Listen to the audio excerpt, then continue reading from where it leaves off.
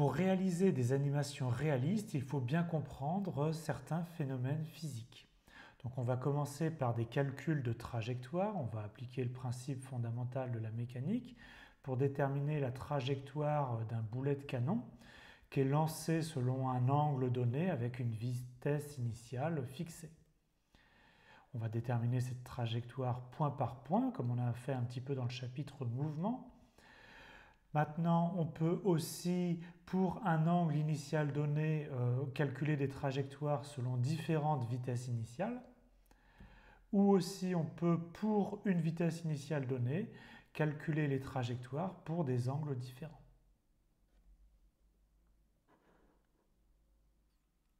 Je vous explique comment tracer la trajectoire sans vraiment calculer explicitement cette trajectoire. Donc je vous rappelle que notre problème, c'est qu'on lance un boulet de canon depuis l'origine. On le lance avec une vitesse initiale donc de norme V0 et l'angle forme un angle alpha avec l'horizontale. Le principe fondamental, c'est que la somme des forces est égale à m fois le vecteur accélération. Et pour l'instant, on va se placer dans une situation très simple où on considère qu'il n'y a pas de frottement. Et donc la seule force que subit notre boulet de canon, c'est son poids qui est une force horizontale dirigée vers le bas.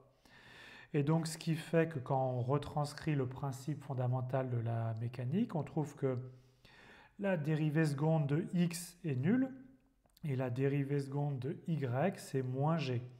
Donc x de t, y de t, ça dénote les coordonnées de notre boulet de canon à l'instant t.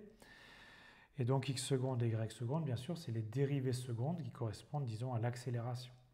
Et g, bien sûr, c'est la constante de gravitation. Donc on peut intégrer une fois ces équations différentielles, si vous voulez. On trouve que x' de t, c'est une constante, et y' de t, c'est moins g fois t plus une constante. On pourrait intégrer une deuxième fois, parce que ici c'est possible, parce qu'on est dans un cas très simple, et on trouverait explicitement les coordonnées x de t, y de t. Mais ce n'est pas ce qu'on veut faire ici, parce qu'en général, quand on rajoute du frottement, etc., on ne peut plus intégrer explicitement ces équations différentielles. Par contre, on peut toujours tracer point par point notre trajectoire, et c'est ce qui va nous intéresser. Donc regardez, revenons à la définition de la dérivée. Qu'est-ce que c'est qu'x' de t? C'est le taux d'accroissement x de t plus dt moins x de t divisé par dt, où dt, c'est quelque chose d'infiniment petit. D'accord? On note aussi ça, la vitesse horizontale par rapport à x.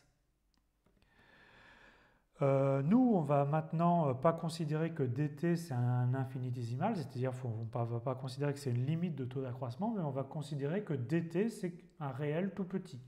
Par exemple 0,1 ou 0,01, etc. Et donc on va réécrire ça de façon algébrique comme si c'était vraiment une fraction. X de t plus dt, c'est x de t plus vxt dt. D'accord? Dt maintenant c'est un nombre réel très petit. Ce qui veut dire que si on sait où on connaît x de t, si on connaît la vitesse à laquelle on se déplace, d'accord? Eh bien, on va savoir où est-ce qu'on sera à l'instant d'après. T plus dt, c'est à l'instant d'après. Donc ça, c'est pour que les coordonnées x. Bien sûr, ça marche pareil pour les coordonnées y avec la vitesse selon l'axe vertical y. D'accord? Et donc, ça signifie que si on connaît notre position et notre vitesse, on sait où on sera à l'instant d'après. Et on n'a pas besoin de faire des calculs théoriques. D'accord? On va utiliser cette formule-là. Maintenant, qu'est-ce que ça donne dans la pratique, si vous voulez? On va définir une suite de points par récurrence. On part de l'origine, x0 égale 0, y0 égale 0. La vitesse initiale en x, la vitesse initiale en x, c'est ce vecteur ici horizontal là. Et ce vecteur, il a pour longueur v0 cosinus alpha.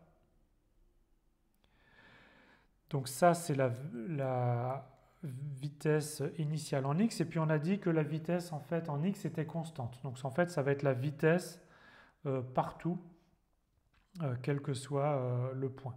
D'accord? Donc la vitesse horizontale ne change jamais. Par contre, la vitesse verticale, elle change. Mais au départ, la vitesse verticale, c'est donc, ça correspond à ce vecteur vertical-là, et de longueur V0 sinus alpha. Mais elle va changer au cours du temps, parce que vous voyez qu'on a un facteur moins g ici. Donc, tout simplement, on se place en xn, yn. On suppose on est déjà arrivé au point numéro n. Le point d'après, xn plus 1, c'est xn plus vx fois dt. Et dt, c'est un pas à déterminer. Vous prenez 0,1 ou 0,01, etc. Vx, on a dit que c'était une constante, V0 cosinus alpha. Yn plus 1, c'est yn plus la vitesse verticale au point numéro n fois dt. D'accord? Mais cette vitesse verticale, elle va changer au cours du temps. Elle est initialisée par V0 sinus alpha. Et ensuite, à chaque instant, Vyn plus 1, c'est la vitesse à laquelle vous étiez, moins g dt. D'accord? Ça correspond à faire moins g, une accélération verticale de moins g. Et donc maintenant, vous construisez par point, le point avec n égale 0, n égale 1, n égale 2, etc. Et vous obtenez les trajectoires. Et ce qu'on fait ici, donc sans frottement, s'adapte avec des équations beaucoup plus compliquées, avec frottement ou d'autres choses.